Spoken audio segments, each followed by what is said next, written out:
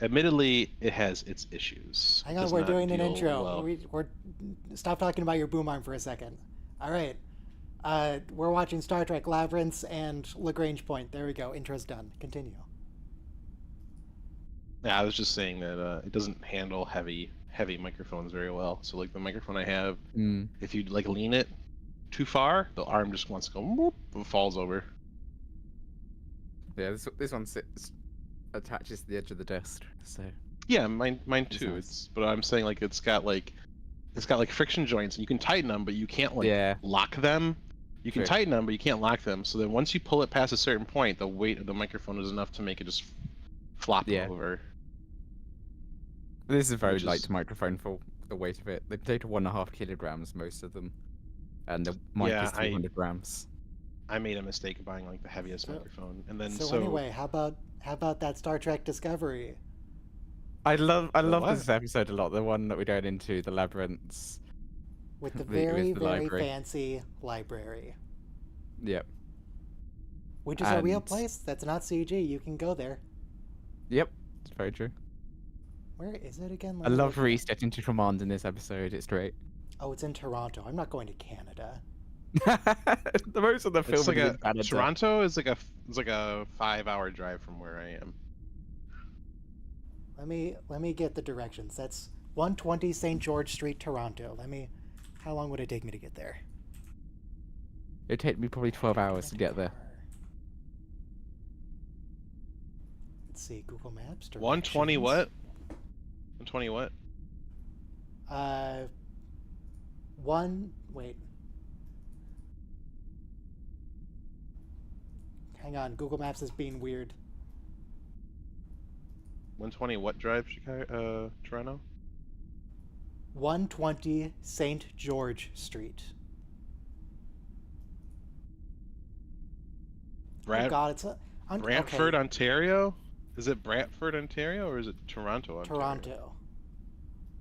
Why are there so many 120 St. George Streets in Canada? There's like a dozen. Because people aren't original with names. But what I do know is that it would take me over 40 hours to drive there, so that's not going to happen. 40 hours. Go for it. It will take me 4 hours, 44 minutes. What did I say? Said 5 hours? So yeah, pretty much nailed it.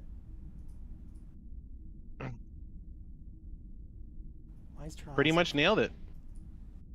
It's too far.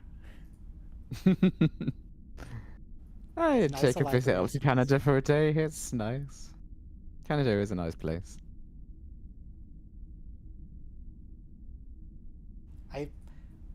I think I was in Canada once when I was a small child, and we were just driving through to get to Alaska. So I haven't really been to Canada. I don't remember anything about it. I have some friends who live in Canada. I should visit them at some point in a few years' time. Okay. But yeah. Your girlfriend. You have a girlfriend lives in Canada, right? That's the it's a your girlfriend. Yep, your girlfriend from Canada. It's a family of people who my mum went to uni with, I think. The family of your girlfriend in Canada. Got it.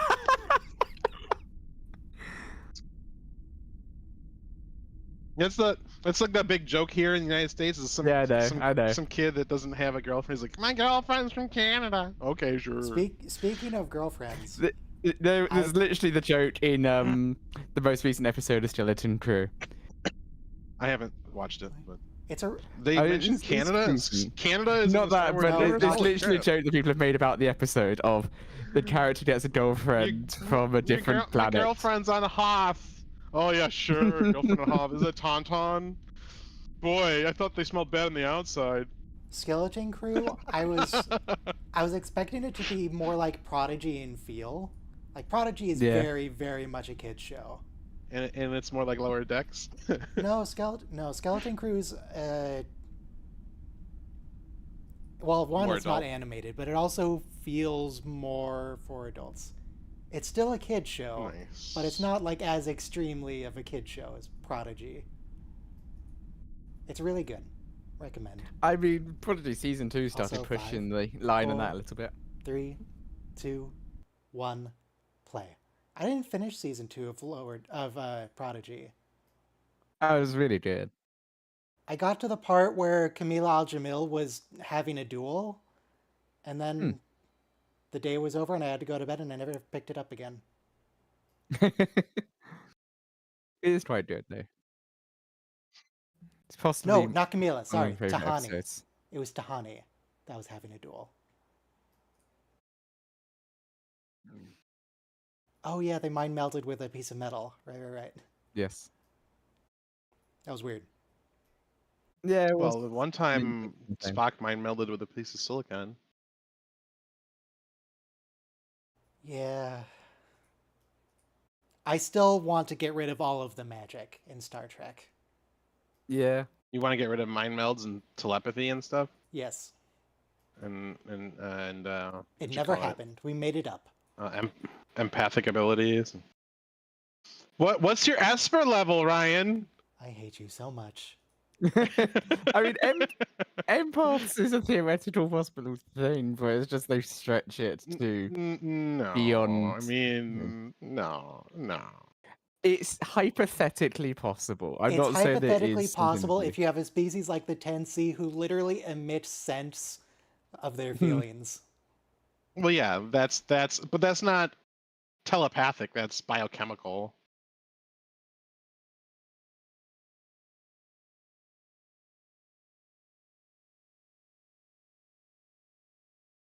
Revive the dead, zombie lock.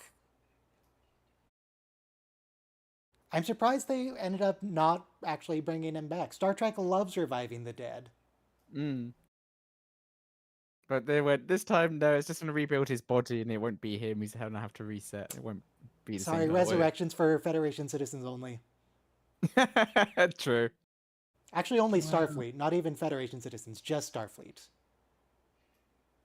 I just Soma, I just hit a B-26B with a high explosive shell, and it hit the payload, and it just disintegrated into a huge fireball. It was spectacular. Nice. But now I have to go back. I was too close. I have to go back to the airfield because now I'm leaking oil. All my oil. My oil is empty. Yeah, you're gonna burn up. No, it's Russian, so it'll go a long time with no oil. Yeah. So what's interesting is that in real life, this plane, it has a cannon that runs through the engine, like right down the cylinder banks, and you can have a 23, a 37, and a 45 millimeter, depends on what variant of the plane it is. But firing the cannon for a sustained period of time causes so much vibration that it will break the engine, which they didn't accurately model in the game. So you can just fire it as much as you like, but in real life, the vibration would kill. To that sort of thing, but I think the Spitfire's guns jam up if you fire them for too long. If I can go back to Star Trek for a moment, we had a example of something very wrong with subtitles, where subtitles go over the in-show subtitles, and you can't read either of them. It's like, I don't need to see that he's speaking Breen, just give me the subtitles. Yep. I get it. So, yeah. All the machine guns and the aircraft on this and cannons in this game can jam, but that has nothing to do with the idiosyncrasies of the individual plane. You see, this is why you don't care how long the Star Trek watch-along goes, because you're not even watching Star Trek. You're right. Yeah, War Thunder. I've got it up. I've got it up on one of my 5 monitors. What are you talking about? 5 monitors. Okay. So yeah, I wish I had the 6 monitor because I stopped making them. About the monitor, one of your monitors. This Breen set is super cool. I think widows, they often have a lot of political power in certain like dynasties. So I feel like she's doing a very. I'm not downing you. I want to know. I want a cited example though for reference, please. Right. Good. So I'm from India, right? And I did not know that. So in 1983, they assassinated the prime minister, and then her son was elected. And 91, they assassinated him. Which prime minister? So his name is Rajiv Gandhi. He's like the scion of the political family. So his wife, Sonia Gandhi, she became the leader of the Liberal political party, and she basically ruled for like 30 years. But then people started to ask, first of all, she's Italian. He kind of married an outsider. So they always wondered, like, okay, you're the widow of a prime minister who's like the son of a prime minister and the grandson of a prime minister. I do want to know real quick. She's not in a position of power. She's under arrest. True. But she's going to rule in his name. Yeah, she's currently under arrest, but she's about to get a position of power. Like the funeral is her. Because she's useful, though, not because she actually has power. True. But she's using the funeral as her stage for taking power, because you have to kind of do that publicly. My engine did die, Somo. But I'm coming in for a landing right now. Perfect landing speed. It was a good funeral. I love the set. I know you guys are saying. By the way, the official name of the wall is called. They're gonna wear out the floor. People use that. Yeah. I guess hopefully it doesn't happen very often. The Badlands. That shot of the Discovery is just so beautiful. Yes. Oh, Soma, did you watch Deep Space Nine? No, I haven't watched all of Deep Space Nine since we last spoke. Have you watched any of it since last week? No, I will find some time to watch bits of it eventually. Because it occurred to me after the stream last week that you were totally on board with the Garrick Bashir stuff. It's like you don't have any context for that. What do you mean you're on? I do for some of the episodes, and I do know the first episode primarily. Oh, who's this Hunger Games lady?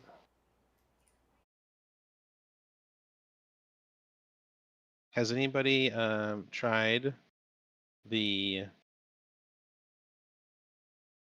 chicken nuggets at Taco Bell yet? Why would you get chicken nuggets from Taco Bell? Because they're really good. And the Taco Bell sauce is really good. They have a Taco Bell nugget dipping sauce.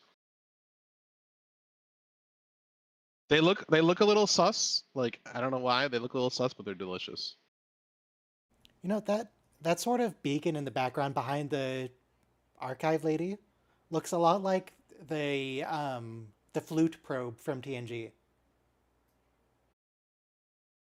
Captain Picard flute probe. Vesicants? Yes. Still don't know how they built a probe when they were just mastering small missiles, but they did it. And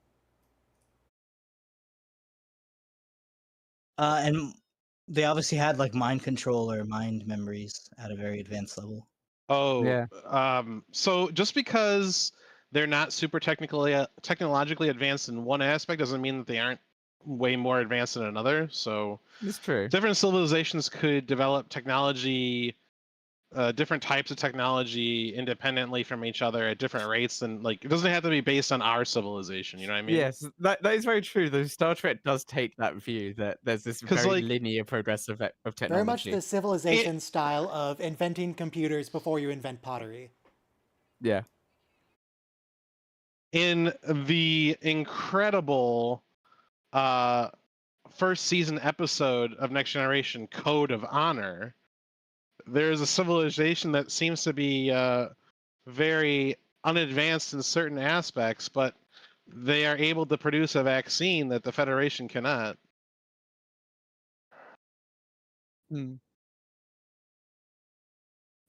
the same vein, I like the idea in sci-fi that what humans specialized in is like weapons, because we love warfare.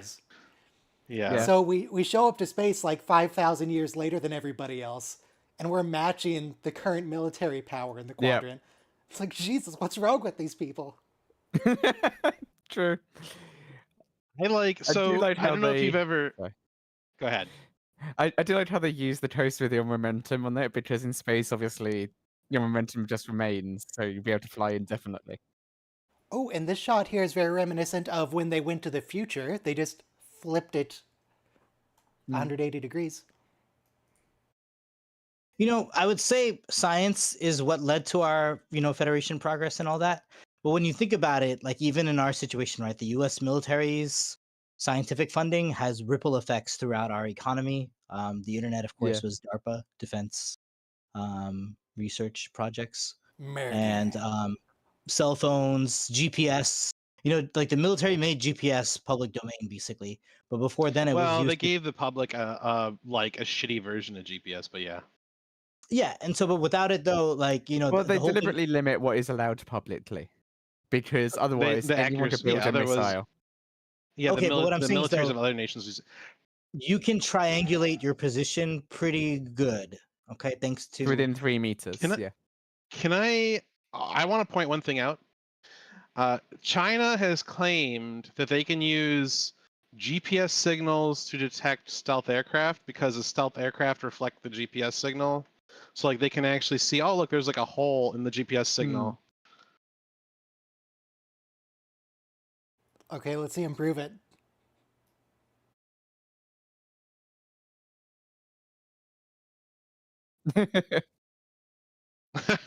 Well, trust nothing.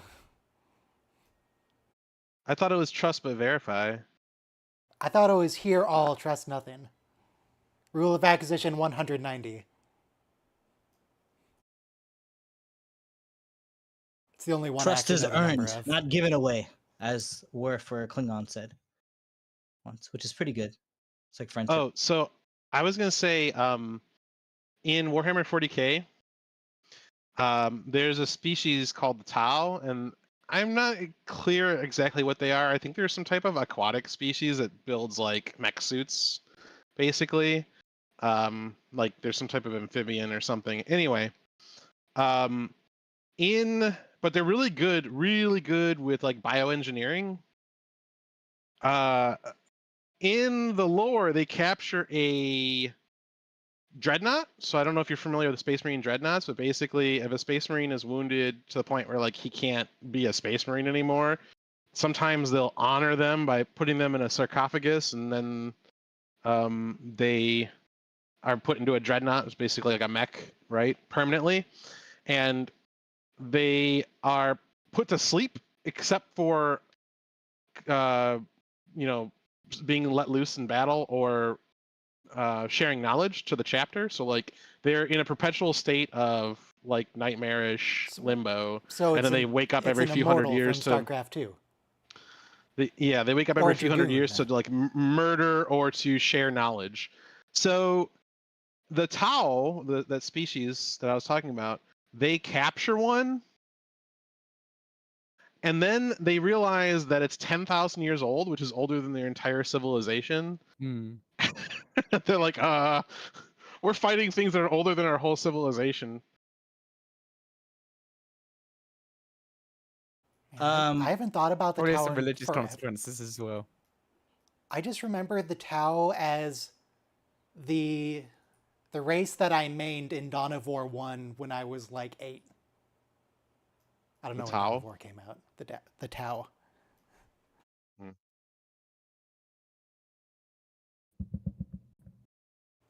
Let's see, Warhammer Total War, that came out in 2004. Okay, so I would have been more like 10 when I was maining Tau, but still forever ago. Here's the library. Now, they did, of course, CGI the heights. This isn't a 5,000-foot tall library in Toronto. No? It's not they this CGI'd the floor here as well. This is the A level of the place. Yes, it's a big library, but it's not this big.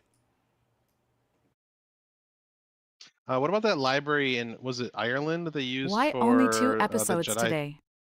No fair. Library? Why are you typing in the chat? You're here in Discord. Just all right, whatever.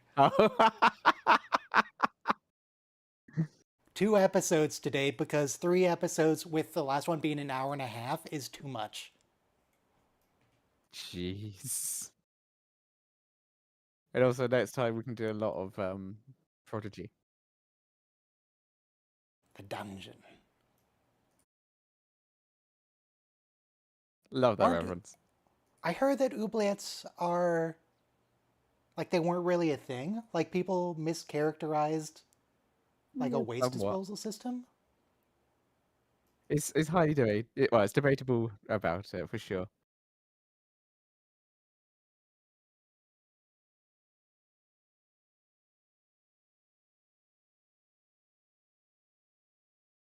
Some sort of telepathic book.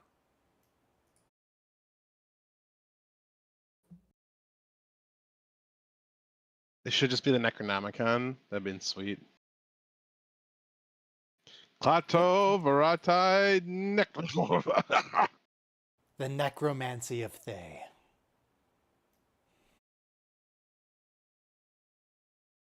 Which gives you an absolutely garbage power. I love the joke coming up. It's a fun joke. Show Mr. Booker to his book.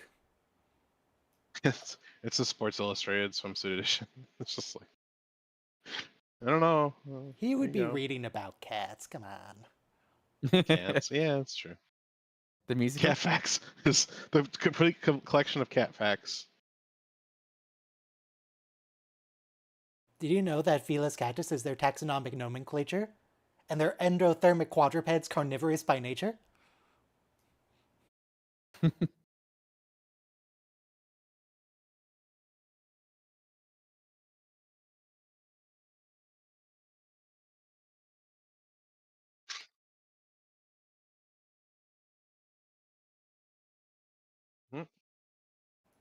Magic bookmark.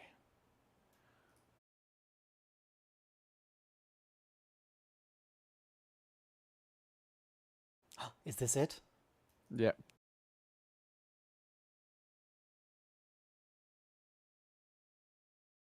She's Klingon?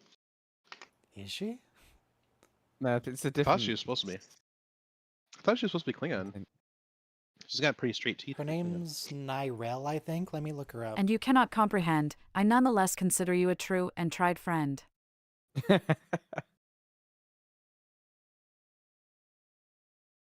Looks like a big cocoa pod. Okay, I looked up Nyrel and I'm just getting Lorel. That's not what I want.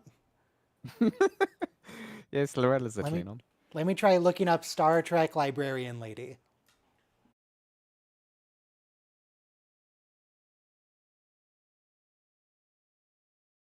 It's a stick.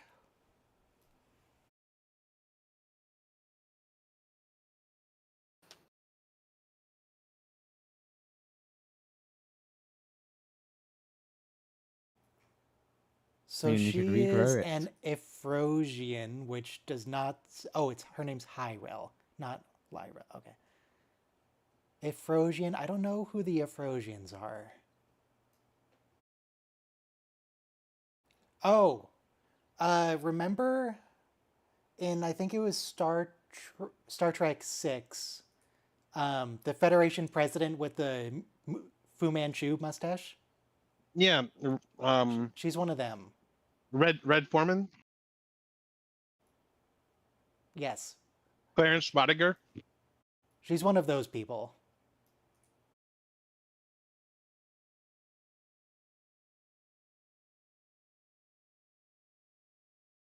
What's his name now? What's the actor's name? I don't know. He played one of my favorite villains of all time in RoboCop. They originally was supposed to be Michael Ironside, but they couldn't get Michael Ironside. But they got Michael Ironside for Total Recall, and also Gold Dukat is in Total Recall. Paul Verhoeven, Holy Trinity, RoboCop, Total Recall, Starship Troopers. I love that transition. Evil Admiral from Star Trek. Behind the camera. Star Trek, Benedict Cumberbatch. Into Darkness, that's what it's called. Yep. I don't know his name. Weller? Peter? Peter Weller, that's RoboCop. He played RoboCop.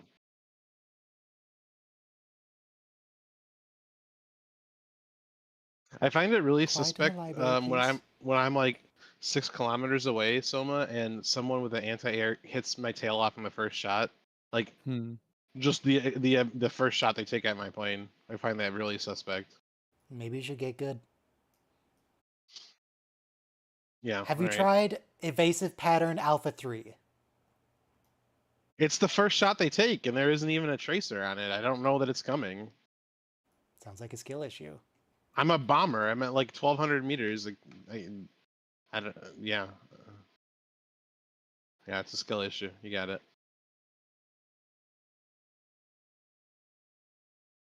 Really want Yes, to it get that does, money's Book. worth out of this location.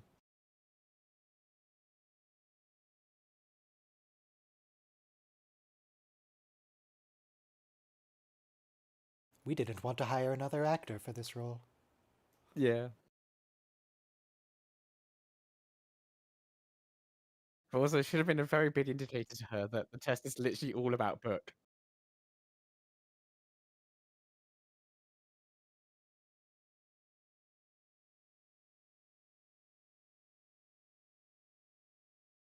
It's very dramatic. Wait, so that was a very dramatic transition, but like from her perspective, he just shined a light in her eyes and just sat there, stared at her. What actually happened? I think they're not sure. It's just to be dramatic. See, this is why I didn't even make the connection. This is why their message probe thing looks like the Picard flute probe. It's the same thing. They're using the same technology. A nucleonic beam.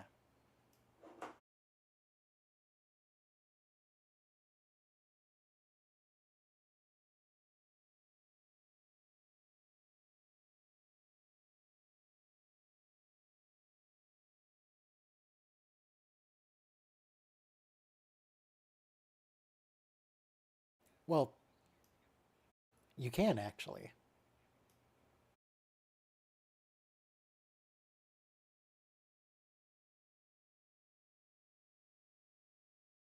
I actually don't remember where the clue is. I remember it's inside something else. Yeah. You know, if Rick Berman was working on this show, he would have been a sexy librarian. Do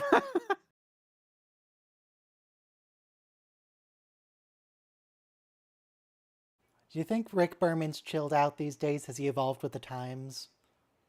No, Probably definitely not. There was a recent back and forth between him and Denise Crosby on Twitter. Definitely implies that he has not learned his lesson. Cool. Thanks, Rick. I'm just imagining like, remember Impala's outfit in the in Cork's bar? Her outfit that was the same color as her skin, so it looked like she was naked? Yes. It was just see-through with like key parts that weren't. It was like skin tight and see-through, but with just key spots like that covered red certain leaves areas. covering, yeah. But it was like a black outfit too. But yeah, similar, same concept. Which, Soma, you would know we were talking about if you watched Deep Space Nine. You would remember Impala. He hasn't watched Deep Space Nine? Not all of it, no. That's the best Star Trek.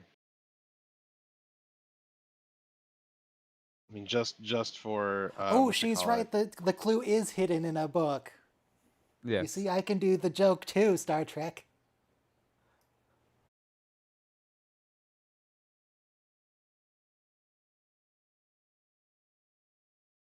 The Dominion Ward. There's more Deep Space Nine.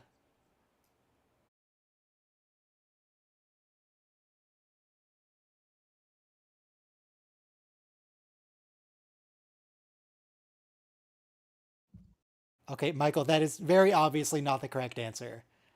Absolutely no shot is this puzzle just read every book in the library.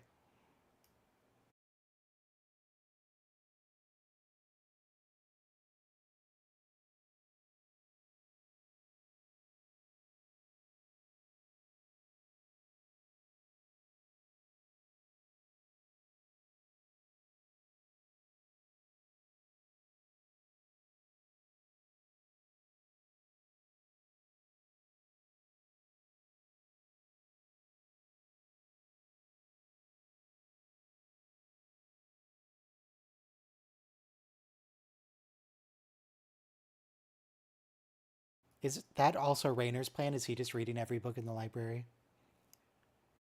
He's looking for information and stuff. Rainer doesn't have a plan. Does he look like a man with a plan? Exactly what I was thinking.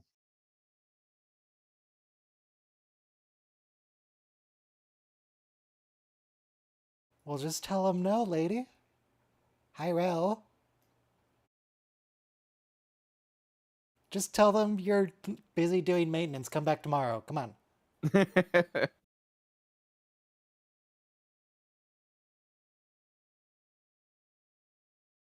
Rainer, you barely even tried to convince her. Come on. Oh god, it's speaking Breen again. That's not helpful. I can't read what they're actually saying. Yeah.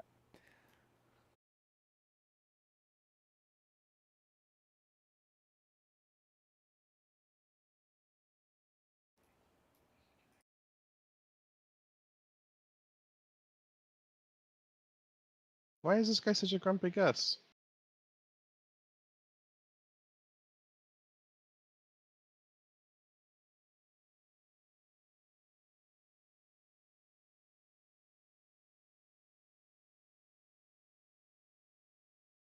No, just turn them away because he threatened him. Yeah.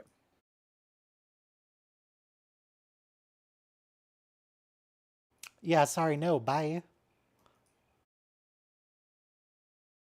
Bye! There you go, Hyrule.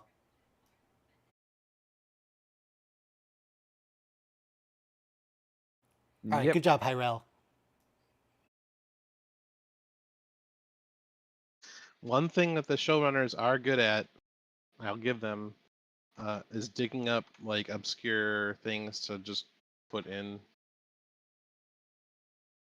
Like to the what? episode, like the race of the librarian, Ah. which is just like a one-off. And with this version of the Afrosians, I can actually tell that they're not human. I was never quite sure about that Federation president.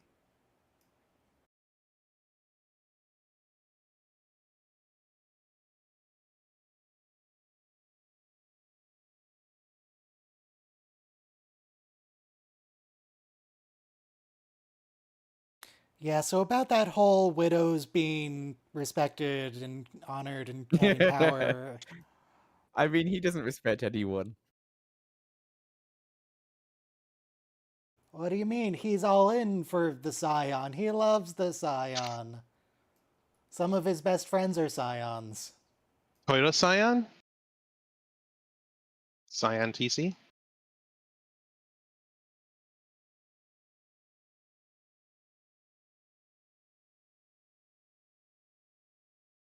Oh my god, you read 5 different seconds? Alright.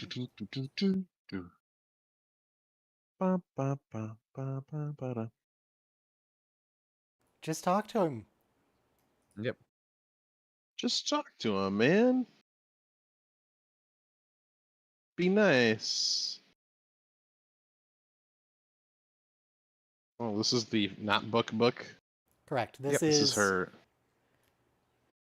This is the book in her imagination. This is a program created by Dr. Betazoid, whoever. That's taking Is this the image book? of book. Yeah, the book we have at home. An important person to her, and is the actual reason for the test. Mom, I want a book. No, we have book at home.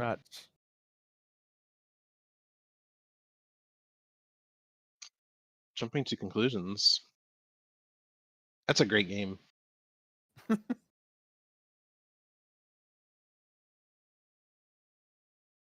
You know, this episode is really stereotyping Betazoids.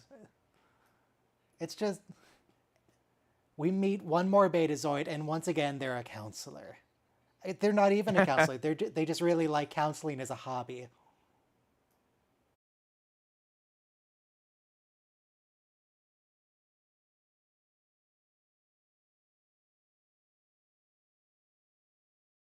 Sounds like fun.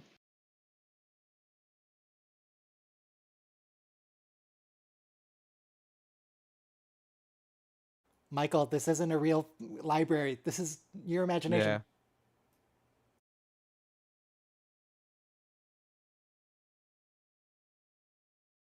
Yeah. Jeez. David, you're speaking so differently here. It's like he's acting. Acting.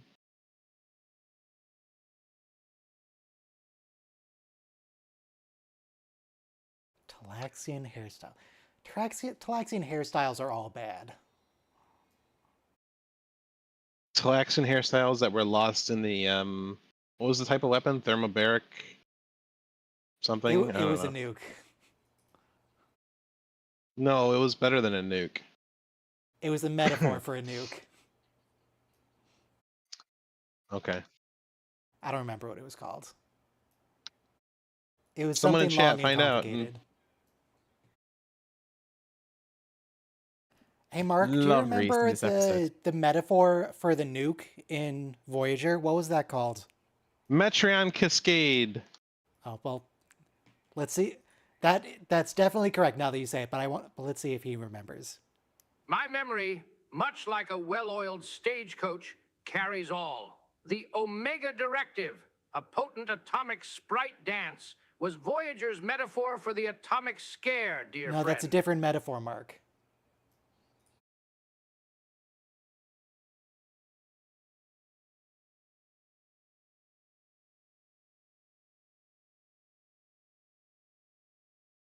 Really love Reese.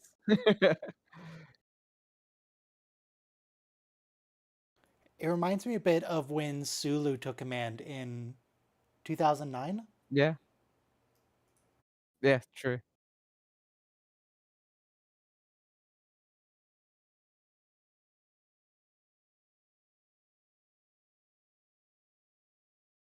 Michael, you have to remember you're dealing with a Betazoid, and Betazoid's defining trait is that they're obnoxious. Trying to think through this logically is not going to help.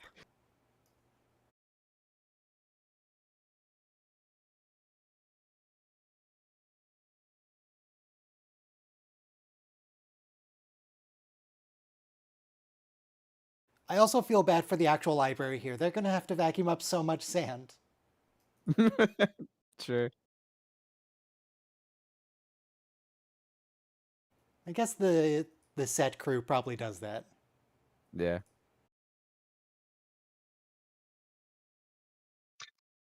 It was cool when they were trying to like reform people out of what was left of the Metreon Cascade thing.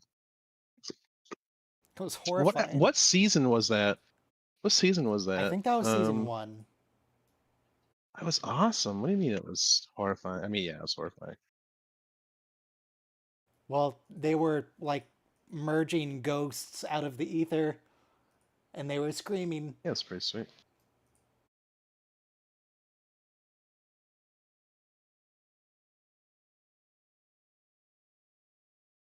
Michael Burnham, Michael Burnham. Michael Burnham, Michael Burnham. Michael Burnham, Michael Burnham, Michael Burnham. Michael Burnham. Burnham, I hardly know him. Michael Burnham.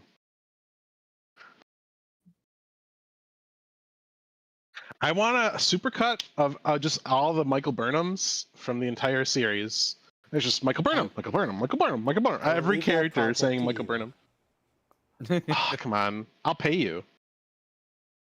I don't have scripts. I would have to actually watch the whole show again.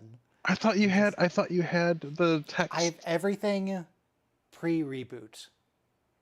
Can't you just take Hello, everyone. Can't you just take the closed caption file from all the videos? Why don't you take the closed captions from all the videos? Just saying, you have the data. I don't actually. I deleted all the subtitles as I used them. No, liar. I have the subtitles for season 5 and maybe season 4.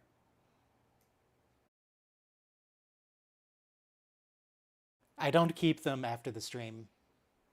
Really? Why? That seems weird. Because I don't feel like it.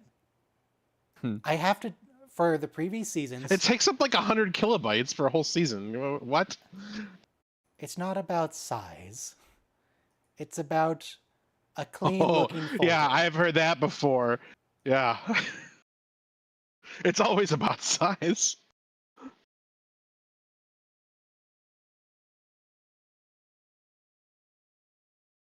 Yes. Go on, Michael. Sorry, sometimes I let the intrusive Rick thoughts win. Everybody has a little bit of Rick inside us, but we have to learn to suppress. It's important not to let the Yeah, don't let Rick win. You have everyone has 2 Ricks inside of them. Sorry for the transporter accident. Everyone has a little bit of Rick inside them. It's everybody has a little Rick inside them in the same way that Captain Kirk has this whole speech of like, yes, we're all killers, but we can decide we're not going to kill today. And we can decide not to be Rick today.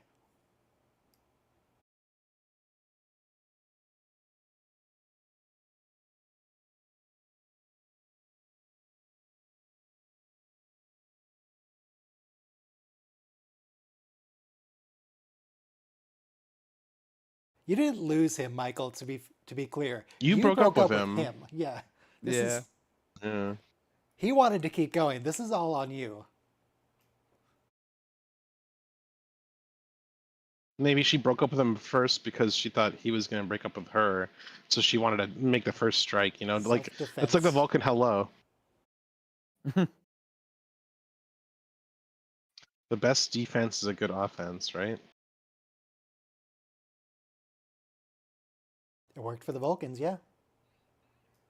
B-17 is going down. Oh, did he just J out? He just J'd out. What? What? A friendly B-17 shot down. I mean, an enemy B-17 shot down their own B-17. It just disappeared off my scope. And there was parachutes. He must have J'd out. Saw me coming for him.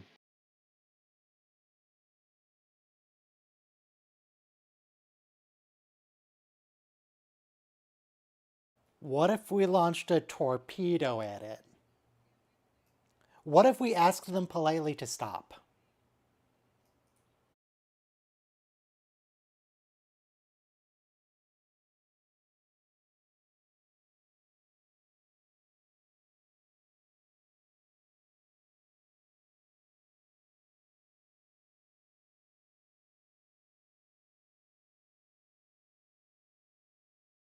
What if we took a shuttle, filled it with torpedoes, and rammed it into the Breen ship?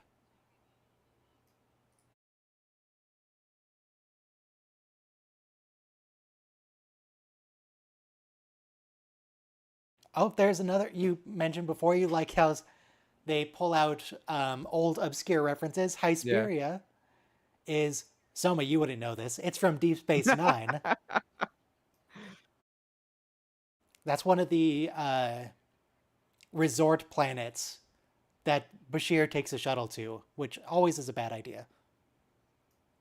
Yeah, it's when you get kidnapped. Is it when he got kidnapped by the Section 31, or yes, was that when he got kidnapped by the Dominion? Or technically, he got kidnapped by Section 31 before he left for Hesperia, but yes,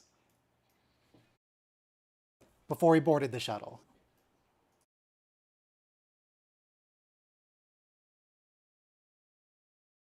Never go to a conference. It's a bad plan.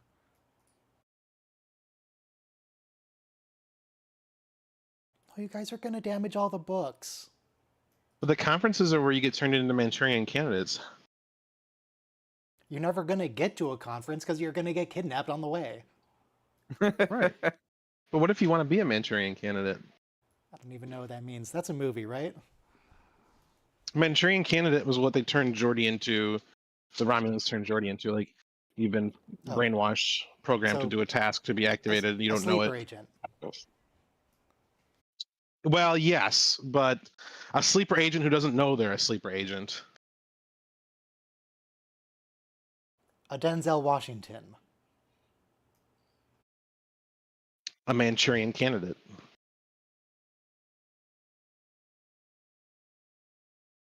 Ooh, going a little Call of Duty.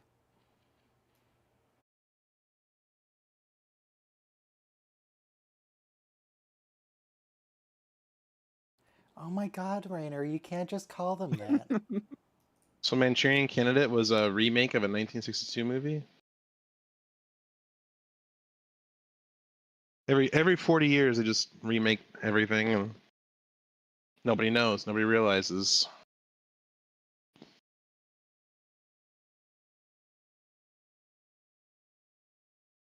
Well, it's been 40 years since TNG. When are they remaking that? I guess that was a great idea. Well, so what would your casting be?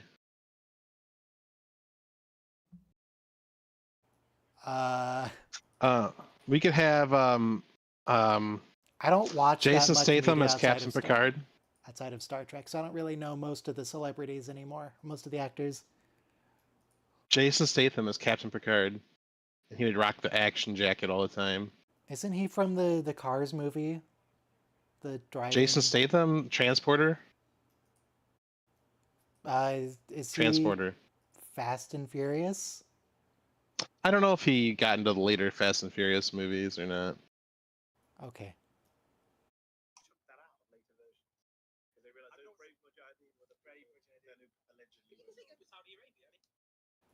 Just let's see. You have Pedro Pascal. He'll be.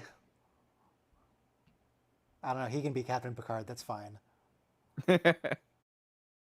Pedro Pascal could be. No, Pedro Commander Pascal Riker. has to be Worf because Pedro Pascal is the dad character, and he's going to go against his typecast. Worf is the and be worst a terrible dad. I get your point. However, they were gonna do a Captain Worf show after DS9 ended. Michael Dorn really pitched it to the producers. They were never gonna make it. He wanted it to happen. Yeah, saying they were going to is a bit of a stretch. I mean, Michael Dorn wanted to keep getting paid. I always is what it was. It's a character that had room for growth, unlike Picard or Data, let's say. I find it so weird whenever I see a post that's like, actors from old Star Wars shows say they would be willing to relive their characters. It's like, actor wants job. What do you mean? Yeah. I mean, a lot of them refuse. They always ask the question of, would you like to return to your role? I played the role, I enjoyed the role. Of course I'd want to return and do it again. It's a great role. It is kind of, what kind of question is that to an actor? I mean, Avery Brooks wouldn't do it for money. True. He's not an actor anymore, though.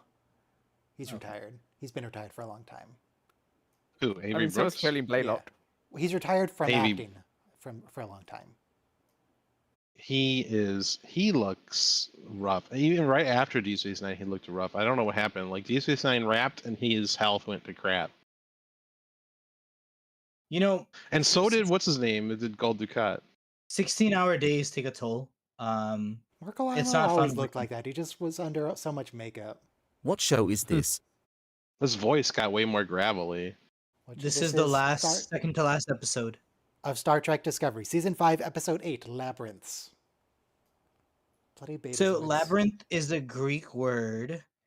There used to be, it was a maze of ancient mythology. Yeah. Star Trek Skibbity? So I actually saw The Acolyte. Sorry to not talk about the show.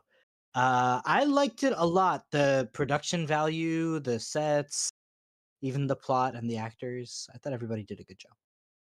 I actually really like this usage of the lights to indicate the time dropping down. It really slowly changes the tension of the scene as well. Gives you a little bit of existential horror as your mind closes in around you.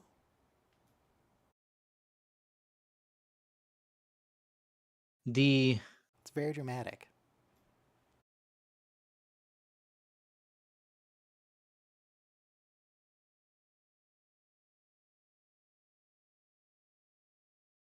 Lights come back up?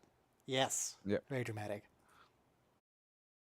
God, freaking Betazoids, they're the worst. I hate this species. Oh, so did you know, like, Betazoids are supposed to have completely black irises? Yeah, it's so hard to tell with Marina because she has such dark eyes anyway. And then her mother, I think they gave her mother contacts. I'm not sure how that worked out. It's more noticeable on Majel Barrett. Marina, I cannot tell at all. I know she is wearing them. I just can't tell.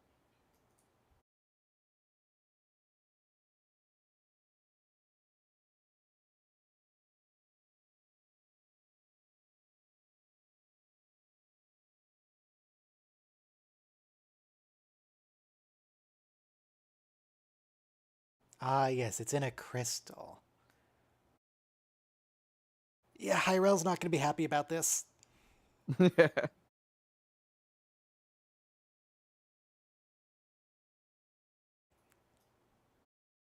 How do you get back? There.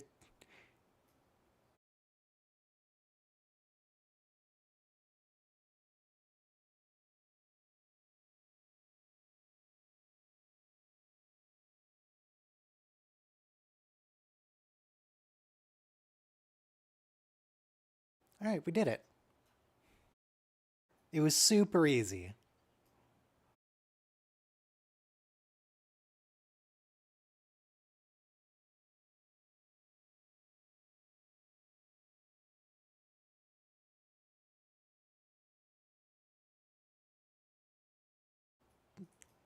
It also occurs to me that they don't really know where Viewing Room 7 is, do they? Because I don't see any signs, and Hyrel isn't here.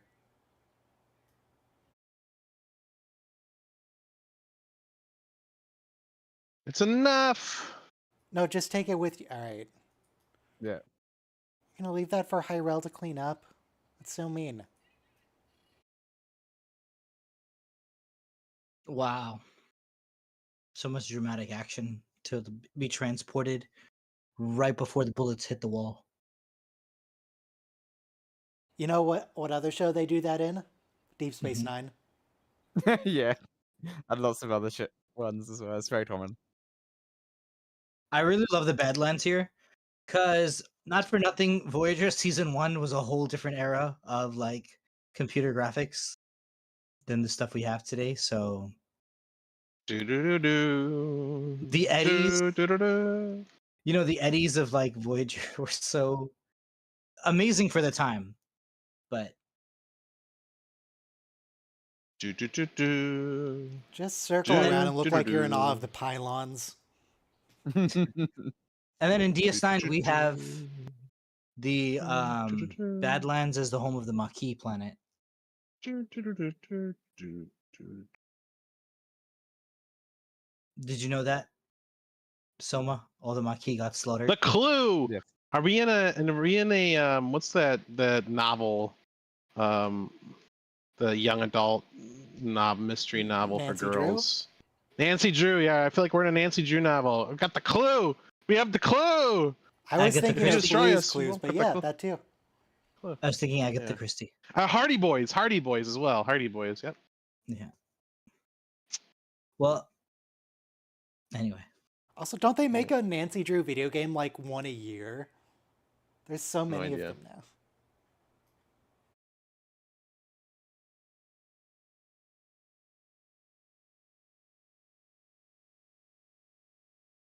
People used to love mystery novels. It was like a huge component of reading. My favorite mystery novel is 6 Feet Under Par, a chip driver mystery. Cool. What year was that published? 2018. Soma, you know that book. Which book? 6 Feet Under Par, a chip driver mystery. No. Oh my god. It's the one that they wrote in The Good Place in season 4. Right. It's not a real book. I didn't need to actually watch the show. It's a decent show.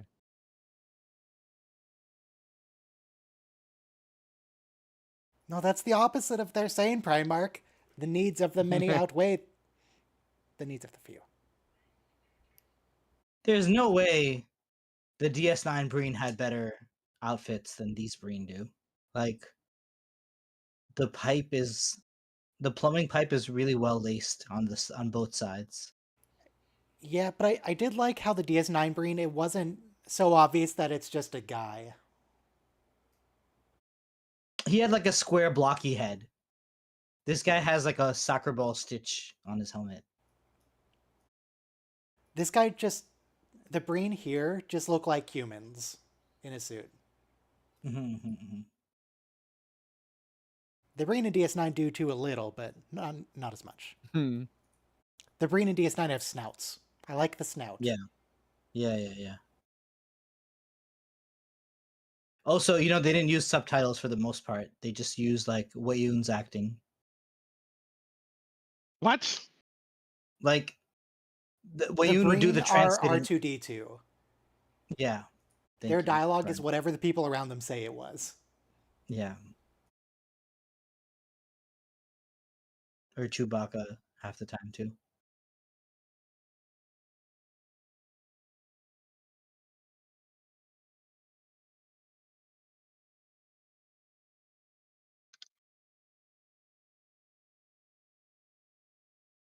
Also, I vote we should have sacrificed the archive and just left. I remember the scene, the female changeling. She promises Earth to the Breen, and the Breen are like, "All right, we're satisfied if we get like Earth and Vulcan." And then Wayun's like, "Founder, didn't you promise me?" And she goes, "Yeah, I'll promise whatever I have to the Breen. Do yeah, your I job." was totally lying to them. I would never lie to you, Wayun.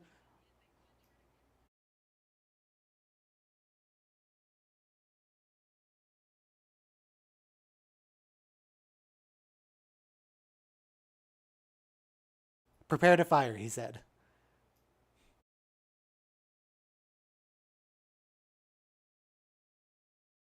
He can't do that. That's illegal.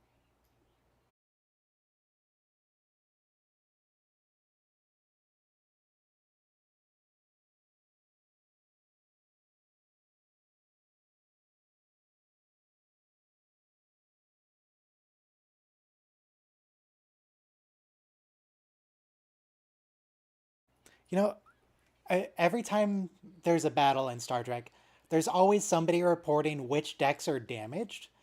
Yeah. But the captain has never once in any show acted on that information. True. It's totally pointless.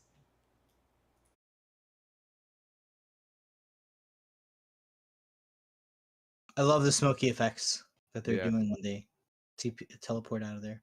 It's the advantages of it being fully CG. Yeah, can't do that with a model. Not easily, anyway.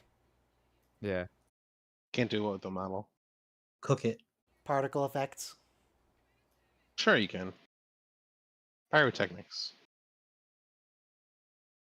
Yeah, there's but a lot of very talented model model makers that do really cool effects. Well, yes. So many models are destroyed and damaged in filming model work. Right. That's, you know how many Enterprise Ds got blown up for Next Generation? 2-foot Enterprise Ds. Remember in the original series how they took a blowtorch to one of the Constitution models? That's the thing. So you don't want to do it to the 12-foot model. You want to do it to the 2-foot model. 6-foot model? Hopefully not the 6-foot model, but if you must. There's no 12-foot model. That's my point. 6-foot model.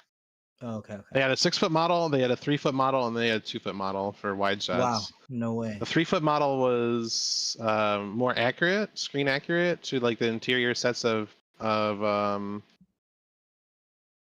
models are in like an aviation museum now, right? In DC. Smithsonian. The Smithsonian. Okay. Well, the original series model, but the other ones are in a private collection. They were sold at auction, Sotheby's auction, back like I don't know, 20 years ago. Not quite, but 15 years ago. Primarch, you pinky promised. Maul, you didn't notice he crossed his fingers behind his back. Mm-hmm.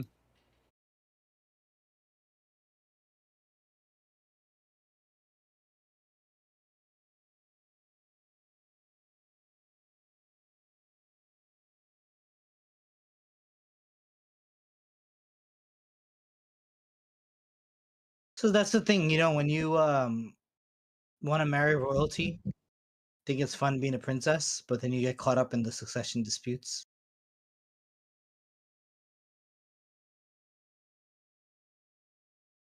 Dude, if you hate her this much, just shoot her. Don't try to be spooky. Don't try to intimidate her, just shoot her. I know you've got a gun.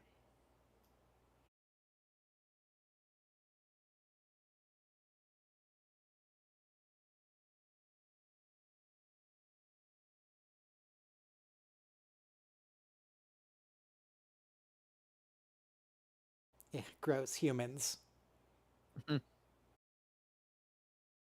Canonically, humans smell. We're a little de-evolved also. Like, you still use your lips to talk. It's kind of gross. There we go. You did. There we go. Also, I didn't realize that these were rifles. Yeah, they look more like paint sticks. Yeah, the way they're holding them in the wide shot, they do look more like old flintlock rifles with LEDs.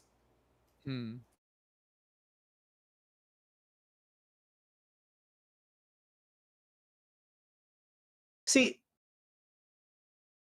oh right, they were married. They were married before he died. Yep. She's kind of cute. Suppress Especially Rick. with the dirty face. Yep. I didn't. That wasn't. I just said cute. I know. What's wrong with cute? I'm just worried about escalation. I didn't say anything about the BDSM harness she was wearing. Oh my god. Suppress. This is. Ah, there it is. This is the part of Rick that needs to be suppressed. Right. How old is that actress? Leave her alone. Yeah. All right. Next is Lagrange point. Lagrange point being a orbital mechanic thing. Point. Yes, a Lagrange point is a point of orbit around a body where the orbit remains stable. No way, I didn't know that. It basically means that the relative positions will always remain the same.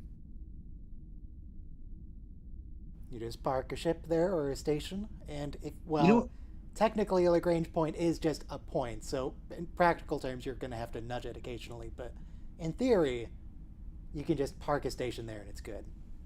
Yeah. 5, there are ones which are 4, more stable than others. 3, 2, 1, play.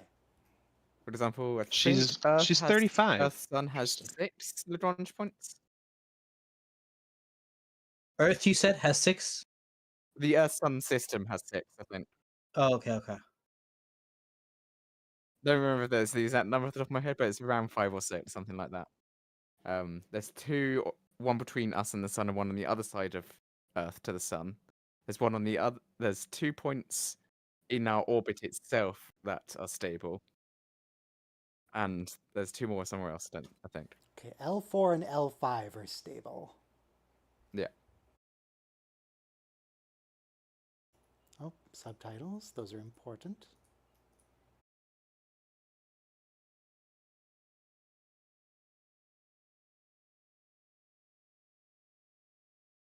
All right, so we now have all of the clues. Yeah, 5. So what is this episode about?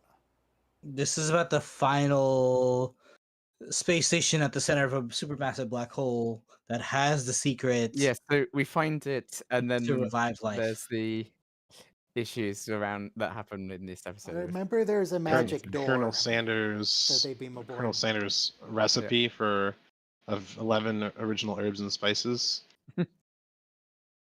That's where the next clue is hidden. It's inside of. Yeah, so we've got L3 is the other side of the sun from Earth, and L4 and L5 are at centric points, or the same point on either side of our orbit.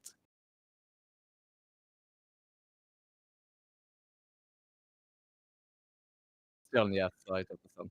So wait, I'm sorry. It's how come all the other planets can be around if they're not in that Lagrange point then? So the other planets have orbits as well. So those are standard orbits.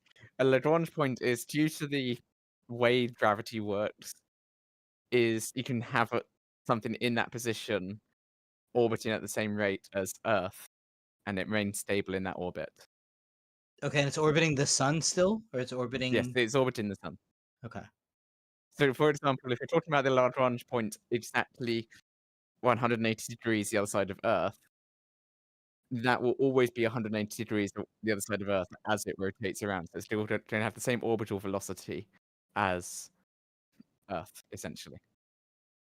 Yeah, so you can throw as many things you want into an orbit around the sun, but Lagrange point is specifically throwing things in orbit that hang out with us. Yeah. And will always be that same distance, the same position relative to Earth and the sun. It's weird that the Maul's actress looks nothing like Maul outside of the makeup. That's the power of makeup. It's pretty wild. Well, that's the power of makeup, yeah.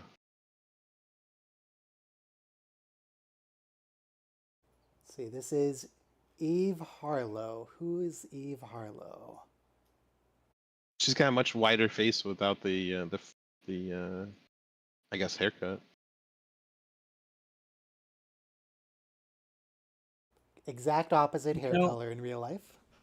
It's kind of rude to give flowers, because it's like you're letting everyone know about like feelings, and feelings are yucky. So the way she looks in the show, she has bleached hair, but her roots are black or brunette, whatever, and she's brunette in real life. So I think that it's still the same color.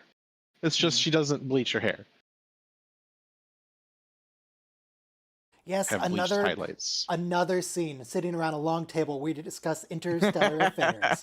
Yes. Yeah.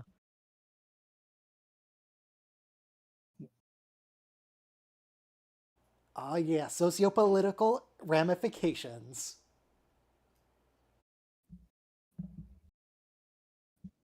Sorry, geopolitical. Well, it's not geopolitical. What's the... intergalactic. Intergalactic planetary. Stellar political? Galactic. Solar political?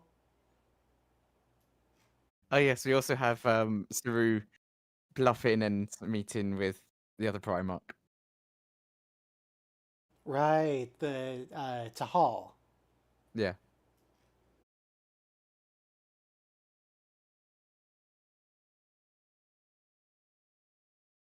So, I think, you got to be grateful to the good teachers you had in life.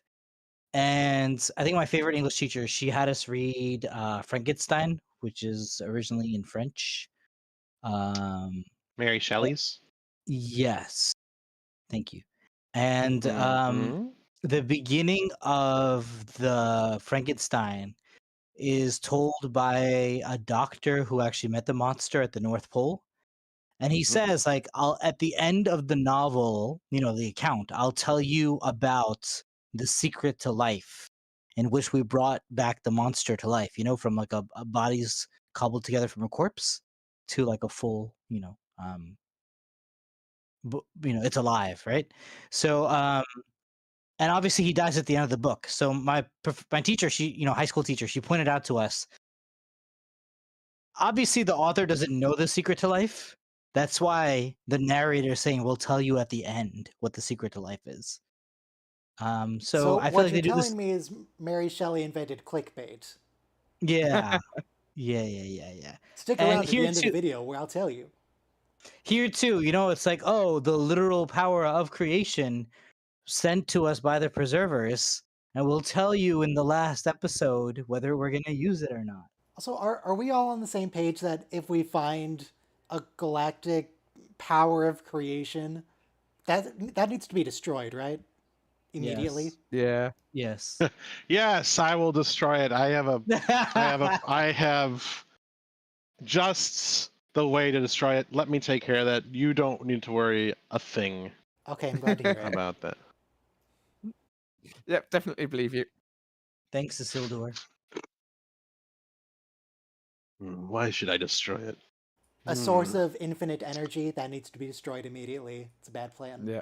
No, I'm glad you guys said that, because except for Robo here, who has no scruples whatsoever. No, he said he's going to destroy it. I trust him. Yeah. Don't worry, man. You talk about augmentation, Ryan, like, you want to move to like not squishy parts. Yes. And so you're down with the whole evolution of humankind. I'm not really big on Warhammer, but I am big on the surety of steel. Yeah, but you are kind of responsible though, that like unlimited power is something that we're not wise enough to wield. Listen. I could not hear you over the ship exploding around us.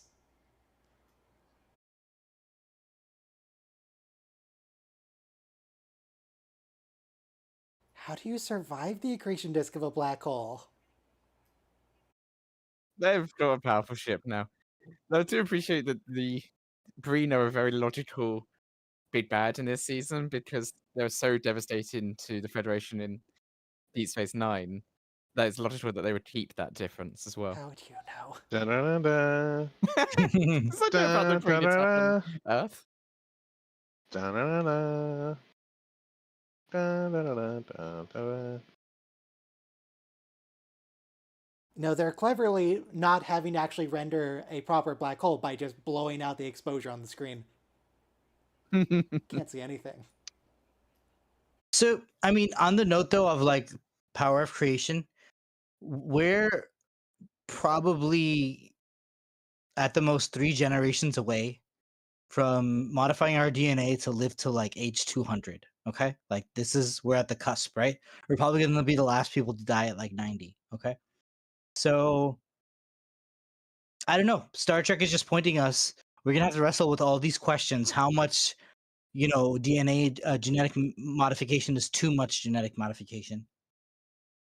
Now we have to assume there's some sort of time dilation compensator in these shields as well, right? Mm-hmm. Because otherwise, literal years would have passed. Clearly.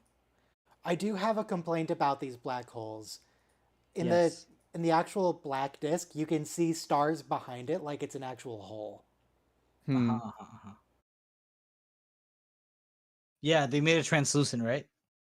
And that's not, they're not. Yeah. No, that's not what's going on. I feel like Lower Decks did a better job of doing the whole black hole at the edge of the galaxy. Press F for River. lower decks. Yeah. Press F for Jack Quaid. What do you mean for Poor Jack Jack. Quaid? Oh, they He's not released the dead. quote unquote behind the scenes of Nice. of You didn't Lower Decks. hear? It's great. Here, let me Google Jack Quaid. Ah. So the progenitor's secret is at the Lagrange point of the 2 Yes. black holes. Very nice. Yeah, he doesn't look dead. That means its orbit remains the same.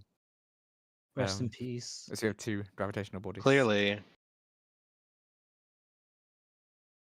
We've stupid. This is why I need the Surety of Steel. I go to say something and my body betrays me. Stupid windpipe. Well, you're the one who We destroyed found the MacGuffin. That's what I was trying to say. Stupid biology. I gotta say, like, as much as I'm forgiving for this season, the thing built of stone was a little bit too much for me. Like, the stones glowed. It was literally ancient artifacts. Anyway, I mean, it was ancient That's artifacts. a common trope. Were they that, wait, yeah, I'm wait, not keen on glowing that. stones? Was it the stones from Temple of Doom? Yeah, basically. Kalima Shaktate. Cover your heart, Indy. And this garbage can floating kind of killed it for me too.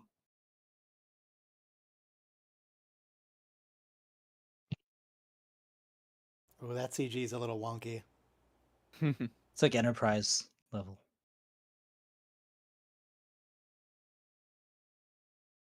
Don't I don't know, besmirch go the home, name I of guess. Enterprise. Tell Vance you failed. Dear Admiral Vance, I regret to inform you. Your application to the Vulcan Science Academy has been denied. I mean... You mean the Navarre Science Academy? The Navarre Institute? So I saw this. I put it in chatting in the Discord server. Somebody said Generations is like a Christmas movie, and other people were like, it's clearly not a Christmas movie. It's a But Christmas movie. It takes place around Christmas. It's clearly a Christmas movie. It's about It's a Christmas movie because who doesn't want their extended family to die in a fire? It's the best Christmas present ever. That's the other thing. You know how people complain, oh, that's not true to the character of Spock or whatever. Picard crying in Generations was so controversial. We never see the character break down, and we get a full minute of Jean-Luc Picard with his like naked emotion on display. Except that one time when he mind melds with a Vulcan with dementia. Well, that doesn't count because that was a mind meld. I feel like my laundry is extra damp. I feel like it didn't drain properly. It didn't spin cycle properly. Should I run another spin cycle? Sure. A rinse and spin? Speaking of laundry, this is one piece of Star Trek technology that I'm very jealous of, which is... It feels very damp. Jonathan Frakes. Yes, Director. Johnny. So I disassembled my dryer a bit to clean it out. Nice. Yeah. And I don't know why it needs to have that many bolts. I really want self-sealing bolts. True. Self-sealing. Stem bolts. I mean, it would be nice to have a replicator where you just recycle your old clothes and get new ones fresh. But if we're going to be going with cleaning stuff, I at least want the bolts. Use and throw.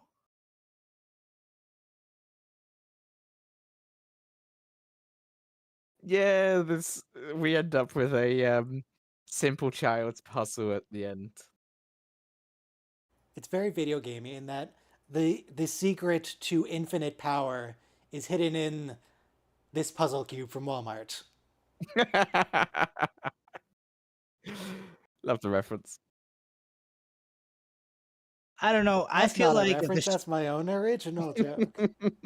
as much as I like to show on the writers, real bad. So don't smash. I feel like if you really had guts, you would have used the power instead of destroying it. Because here's the thing, we're now in the 29th century, we're ready. You can say we weren't ready in the 24th century, but what you're building up to is we should have the power over the cellular problem regeneration. isn't really, can we trust Michael with it? The trouble really is, even if we can trust Michael with it, Michael's going to live another like 40 years and then what? Yeah. Right. Then who gets the power? The eternal, infinite power. So look, what the power being talked about is the power to come back from the dead, right? So that's what we're talking about. We could have gone there. We should not go there. Just destroy it immediately. I'm with Robo. Me and Robo are going to do a book and that scientist guy.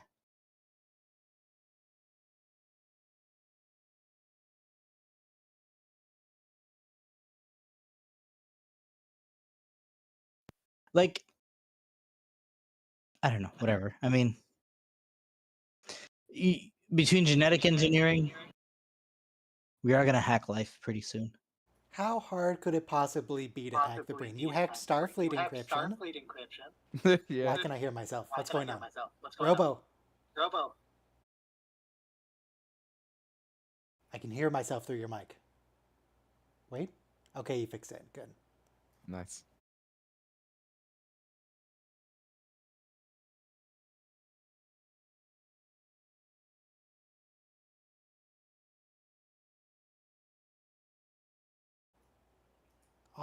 All you need is to believe in each other.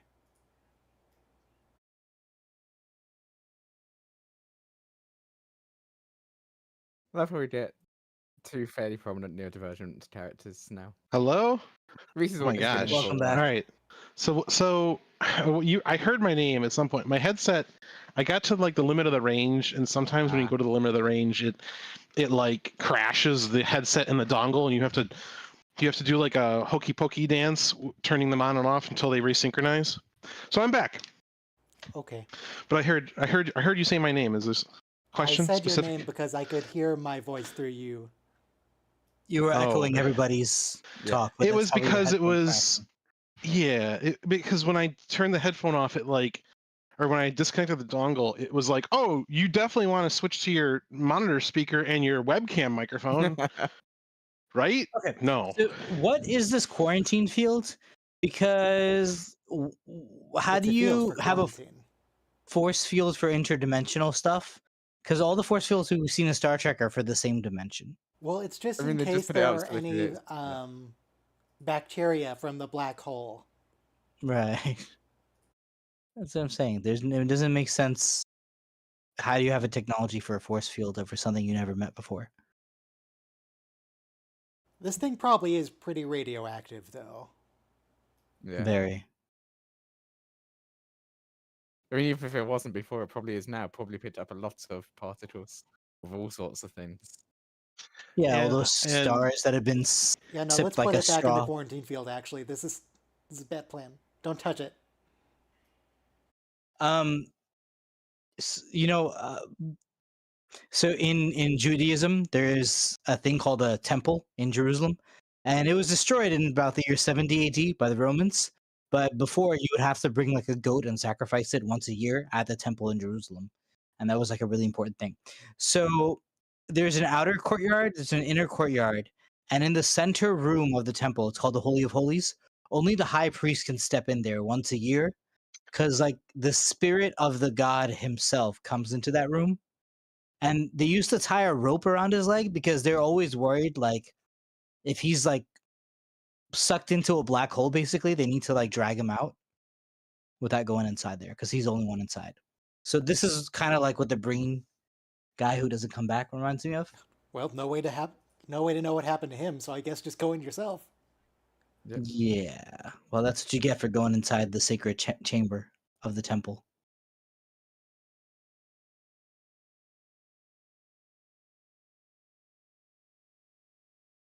Oh, I think, because like, let's say the guy has a heart attack and dies, none of them can actually go inside there and fetch him.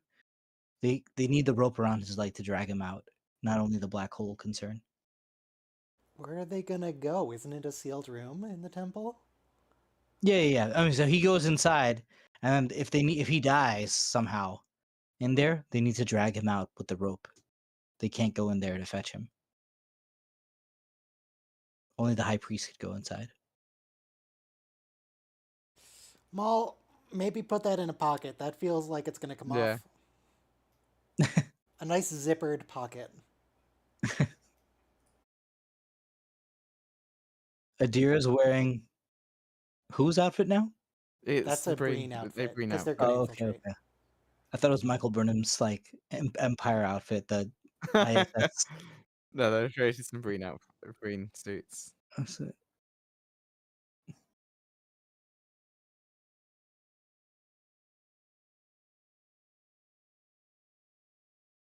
Sending your child to their death. What? Child, she's like 24. She was 16 when the show started. No, she wasn't 16 when they made this. She was 6. The character was 16 when we were introduced. Well, she was like 24 when they filmed it. Okay, but what I'm saying is, though, character-wise, being their child, it would have been at Stargate. Like, you can't treat Nog like he's 35. Right. Yeah. Nog is, yeah. Starfleet Academy. She is 27. I talked about that recently. It's like, what? That's very old for that. They are 27. Yeah. But the character isn't. 3,000 Kelvin, huh? Oh my god, what kind of scientist are you? You don't use degrees for Kelvin. Pathetic. Yep. I didn't know that. It's because Reese, I didn't know you were coming. It's not in degrees. Sorry, could you repeat that, Soma? It's because Robo? Kelvin is an absolute scale. You don't do it in degrees. Ah, very interesting. Even though it's based on Celsius, which is in degrees. Right, which is referring to nothing. And obviously, there's like gradations, which is what degrees means. So. Mm.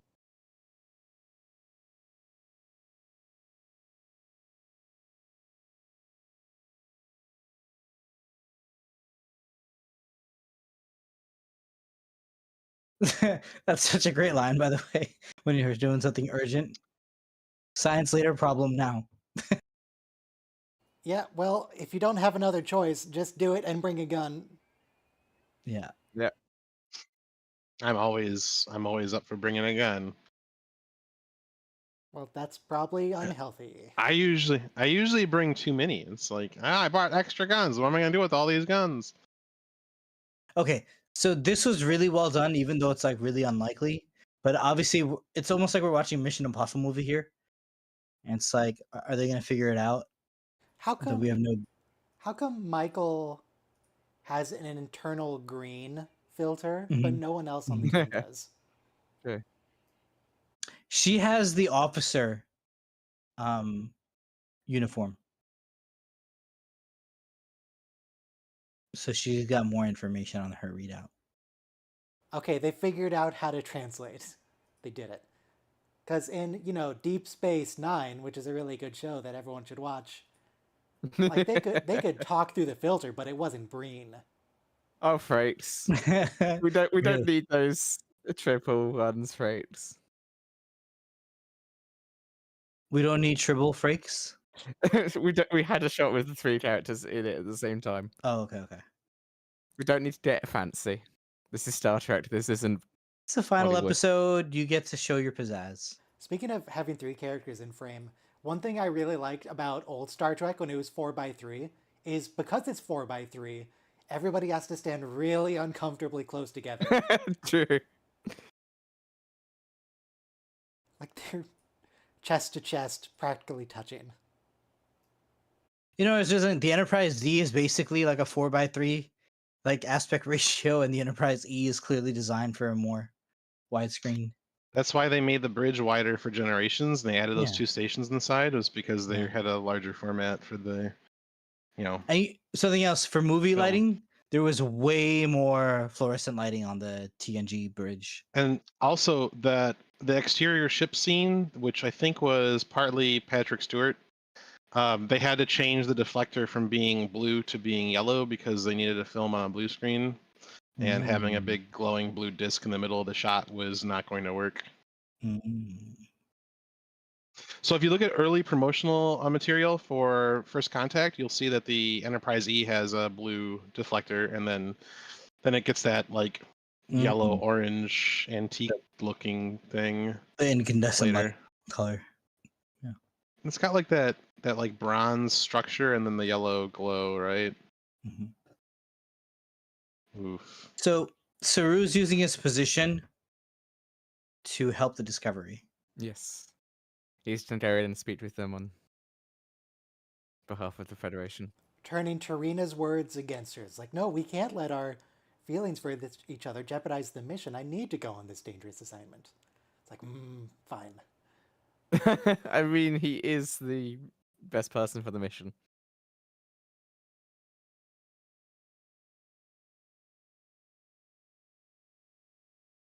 I just heard the FDA, or like Europe's equivalent, they approved a drug for a certain kind of cancer that's 100% effective. So we are very, very close to hacking our biology. It's a lot of power. For some reason, when they're in these suits, Michael looks shorter than usual. Okay, sorry, wait, hold on. This is my favorite line of the whole season. Yeah, I mean, she isn't that much. True. I mean, she's shorter than Burke, but she's not. Maybe, you know what it is? It's like the neck size. Her helmet is covering her neck, and his neck is longer. Is that actually Sonequa in there? Sonequa? Martin Green?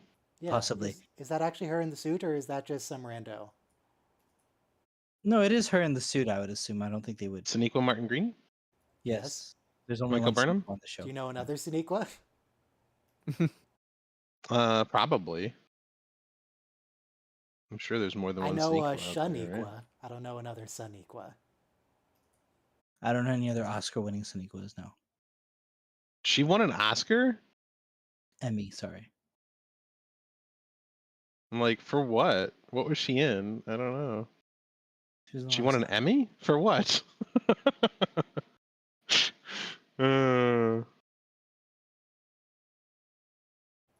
She won 3 Saturn Awards for Best Actress in various categories. In a Star Trek series? All 3 of them Best were Actress. for Star Trek Discovery. Right. Best Michael Burnham in a Michael Burnham series. I liked her in Walking Dead. I want to see the video of her accepting the award, but except every word out of her mouth has changed to Michael Burnham. What is with you and Michael Burnham? Leave her alone. I'm just saying, like, the words Michael Burnham is a large percentage of the dialogue in the show. I don't think that's accurate. So this guy who spawned a P-38 Soma in the interceptor spawn, he just did like a free fall dive at the airfield and he just buzzed everybody's heads. But I've seen people do that and just collide with a friendly, and when they collide with the friendly, it says like the friendly crashes, and then it says that the friendly killed them because their ammo explodes, which is baloney. That's happened to me before. Someone did that, and it's like, why?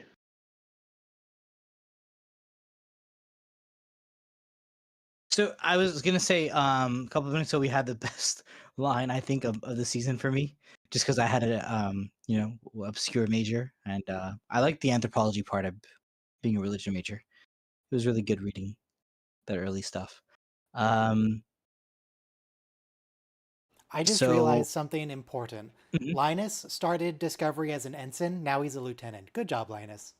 Nice. He did better than Troy. Troy became a commander. Yeah. It took her a long time, though. And she was Lieutenant Junior grade at the start, so she really jumped only like one rank. It's been a long road. It's been a long time. And also, she didn't even wear the same uniforms as everyone else, so let's not go there. Thanks, Rick. Oh, that was Gene, actually. But so Book says to Michael Burnham, thanks again, xenoanthropology. Yep. So Michael says, the gift that keeps on giving. And I'm like, that's such a great line for someone who did study like a little anthropology. She certainly uses it more than Chakotay ever did. No, because I remember, just talking to other college-age friends at one point, and so the sociologists say Emil Durkheim is one of them, and obviously, we study him for religion too. But yes, Emil obviously, Durkheim, of course, everybody knows Emil Durkheim. right? But Emil Durkheim was an anthropologist, and he was, later co-opted by the sociologists. So, and religion majors and stuff. Oh yes, space bureaucracy. But I'm just saying, anthropology is really, really important, and I feel like people don't give it enough credit.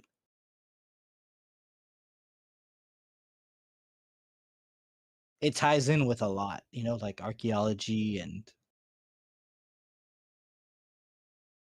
Do they need the air tubes? What do those do for them? We've seen them take off their helmets in the ship. I guess that's just part of the coolant system. That's true. They don't need the air tubes on the ship. That's just part of the refrigeration. Yeah, it probably causes some issues. But couldn't they just keep the ship itself super cold? Why do they walk around? All right, whatever. Okay, so here's what I have. The culture. Yeah. So I have a cousin. And every night he turns on the AC and goes to bed, and his mom had him set up that way since he was like, a little kid. So I don't understand. Even in the winter, you turn on the AC and you go to bed. And I think it's like the sound of the AC helps you go to sleep. But I just never understood it. You're not using an AC for temperature control. You're just using an AC because you like having an AC on. Gives you some airflow. Yeah. It just didn't make sense to me in the dead of winter why you turn that thing on. Reminds me a little of Stargate, this scene. Yeah. We're just feeding people into the machine. They even tied a rope around him. Yeah. That didn't help. The first time canonically that someone entered the Stargate from Earth, at least of humanity, they had someone with a tether on him in a suit to go through, because it was a puddle of water. So I walked through it, and then the Stardate shuts off and the tube disconnected. And that's in the movie? That's in the show. It's a scene where they go and find the Oh, with the guy who we find out is super old. Yes.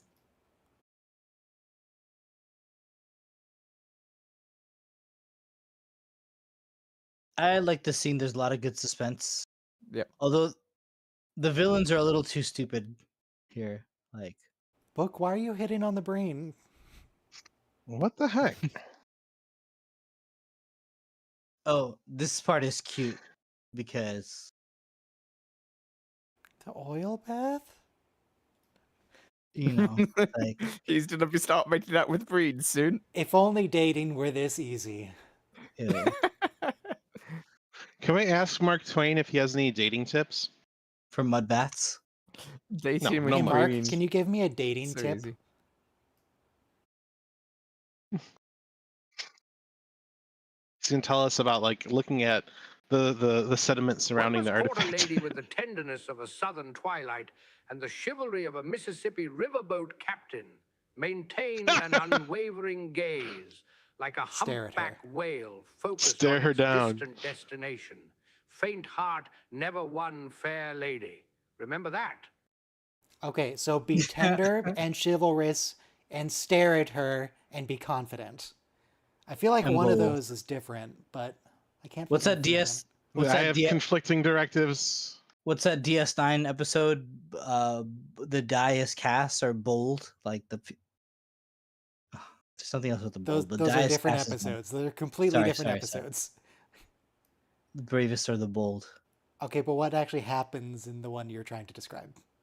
The die is cast. I'm thinking. Just be bold enough to throw the die. Just be bold.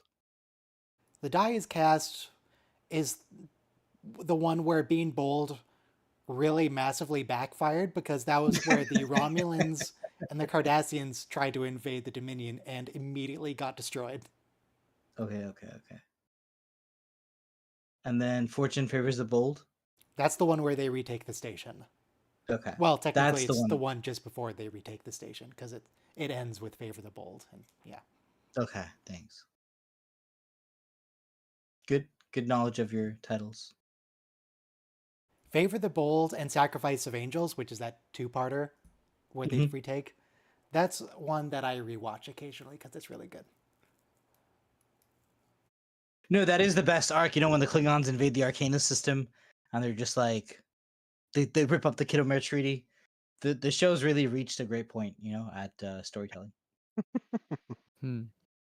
We're talking about how Vulcans are not the only race species that capable of employing logic over emotion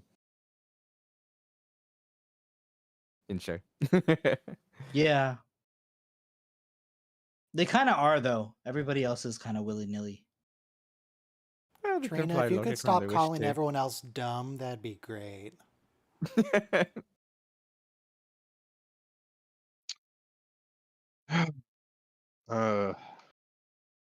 Another day, another dead BF 109. I really like both of their diplomatic brooches. Yeah. It's a good show, like that. You have some nice outfits and some nice decor. Because, like, you know, not. I don't think Saru and Tarina ever do that finger touch thing, do they?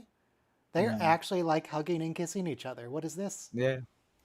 Yeah, they're like, you know, Sarek's generation was a little conservative. They've become liberal, where they like cheek rub each other.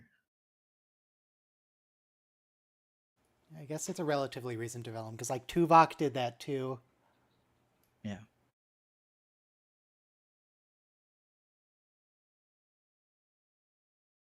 But I was saying, you know, TNG had like a lot of like A recent costume development. jewelry, kind of like ugly, like even the Waxana stuff. You could tell was a lot of like gaudy costume jewelry. So it's nice to see good brooches, like custom made brooches on the characters. I want a brooch like that, to be honest.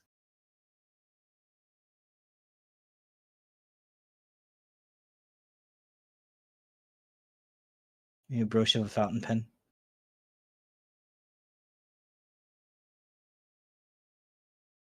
Honestly, just leave. Why are the Breen even still here? They got the thing. Just leave. It to be chased though.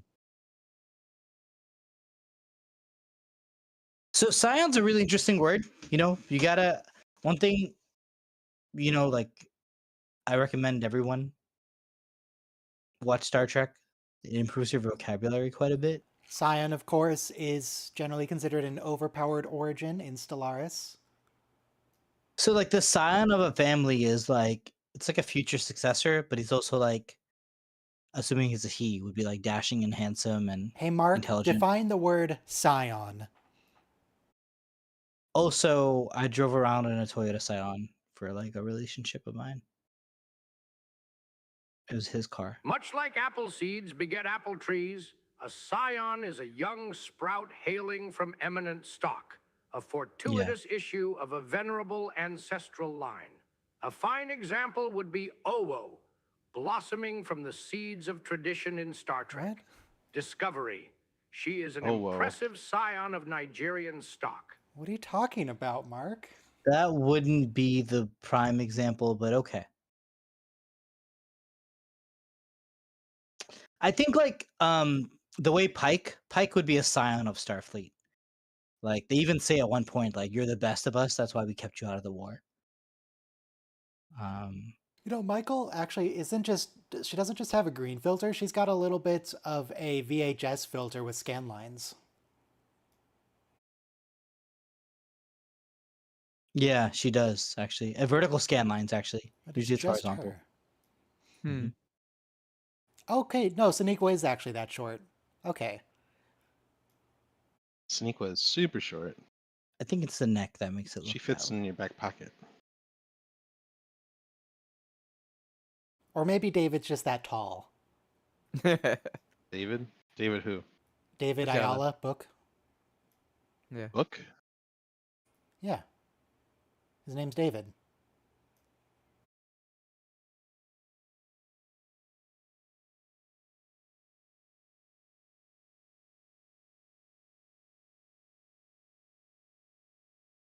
I'll just shoot him.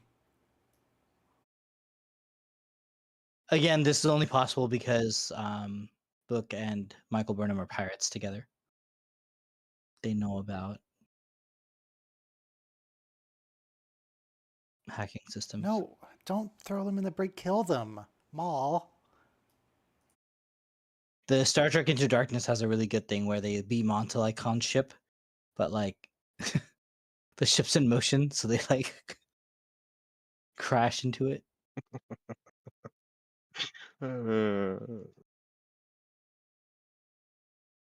Oh, Fast and the Furious.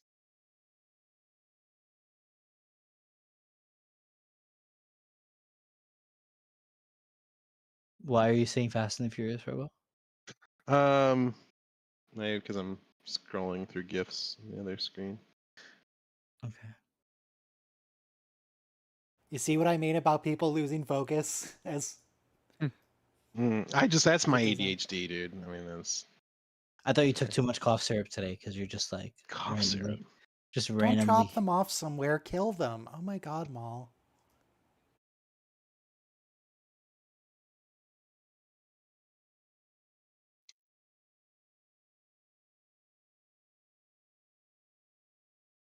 I really like this. The shields are still up. The whole point, you know, like we're not supposed to like this character, but he clearly cares about people and the mission. Who, Raynar? Yeah. He's kind of antagonistic to Michael Burnham the whole time, but he clearly cares about people. So he comes up with an ingenious plan. You know, again, like I said, This is Captain a crazy Edward, plan. Raynar is the best. Raynar is the best character. But you know, here's the thing, right? In a way, Captain Edward Jellicoe in Chain of Command was an amazing captain. Like we all loved that two-parter. He did everything right.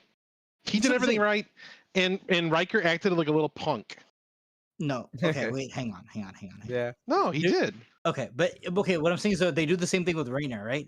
Raynar being like, you got to talk to me in like 120 didn't words do or everything less. right.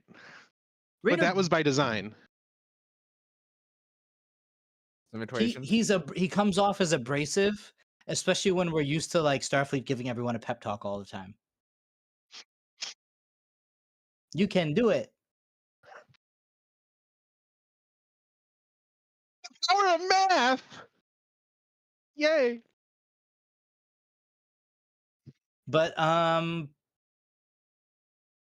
surprised Sonequa Martin-Green never won an Emmy because I think she really brought it to this role. It's a very physically demanding role. I love the action scenes in this last episode. She does a good job of holding a gun. I don't know. Another thing about Raynor, I'm noticing he's the only person who calls Adira tall. Everyone else calls them by their first name. That's so funny. What are they supposed to call him? Most people call them Adira. I think like he so more respect calling them by the last name instead of the first name, right? I think like the Admiral calls him tall, her tall. Yeah. Because they knew Senatol. But on the other hand, the Admiral also says, I knew Admiral Senatol, not you. So we have to be formal. Well, this is an unhealthy level of attachment. Yeah, this villain has the same problem as the villain from the last season. And I just want to say also, even if you pull out your BFF from another timeline, he's not going to be like the one that you fell in love with at all. He's going to like tea instead of coffee. It's going to rub you the wrong way. Okay, so if we beam some... Now that we're inside the shields, we beam some torpedoes to the back of the bay and then leave. Yeah, that would be an idea. We could cripple this ship. Raynor threw the Discovery into the cargo bay, right? Yes. Wow. Good plot, also, right? It was a subtle detail, but there was a shift in the nacelles. I think they brought them inward to be able to fit in the shuttle bay. Yeah, they tucked them in. Yeah, it's like closing the mirrors in your car just to like. It's like no. It's like Battlestar Galactica. It's like the little launch pods, or not really launch pods, but the landing pods. They retract in when they do a jump. Yeah, and then they deploy when they're.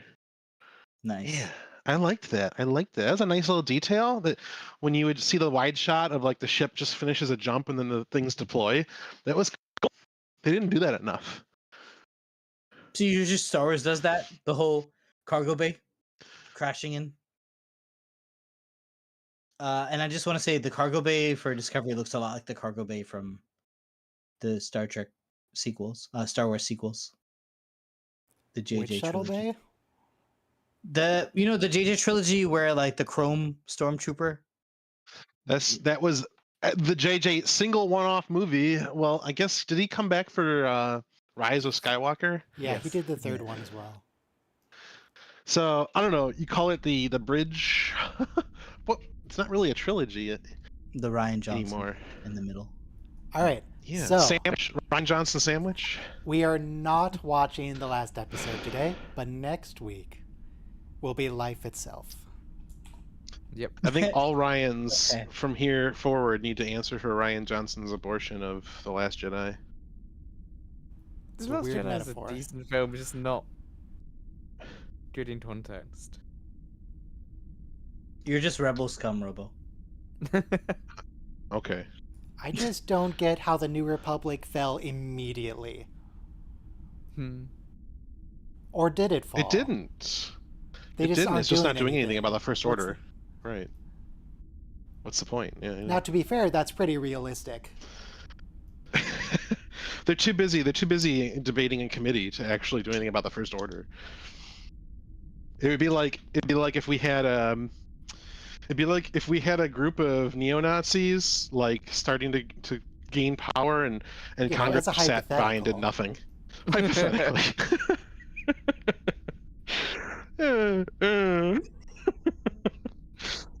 All right. Yeah, it'd be like if the Democrats sat on their backsides and didn't decide to do anything in Congress. while stuff was going on. Anyway, how's Germany doing these days?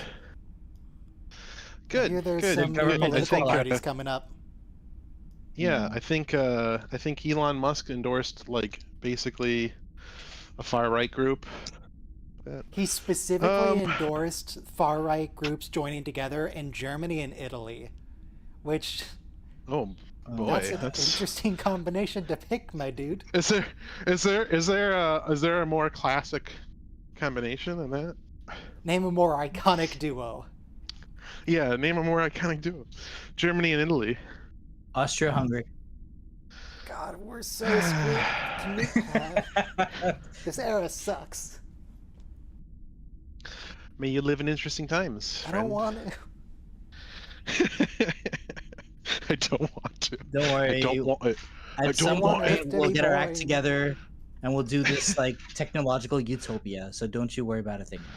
Not gonna happen. I'm gonna worry about a lot of things because before we get to that socialist, technological, fully automated space communism, we have to go through World War III and the extinction of most of the species on Earth and the deaths of most of the population. Or was it only like 30%? It's pretty high, at any rate. All right. Just everyone go distract yourselves with media to take your mind off the fast food, consumer goods, Amazon Prime. Yeah, go buy some gadgets. Consume. May all your Christmases be in the Nexus. Just ignore the rather rapid backslide into fascism that the whole world is going through right now. Yeah. Hey, that's how you get stuff done. By ignoring your problems? No, by immense human suffering. Well, some stuff gets done, not necessarily good stuff. Well, all right, the pyramids. Yeah. Isn't it jet engines, that it was built by slave space labor? travel? Wasn't it built by actual paid workers? Yes, but you think that they didn't suffer? I'm sure they suffered immensely. Also, the pyramids aren't like a super They didn't have cool OSHA. cultural thing. It's just the epitome of one guy's ego wanting to have a giant structure dedicated entirely to them. And they didn't even get completed until like hundreds of years after his death. So they had to inter him somewhere temporarily until it was completed in there. All right, I'm ending the stream. Everyone go home. Have a good one.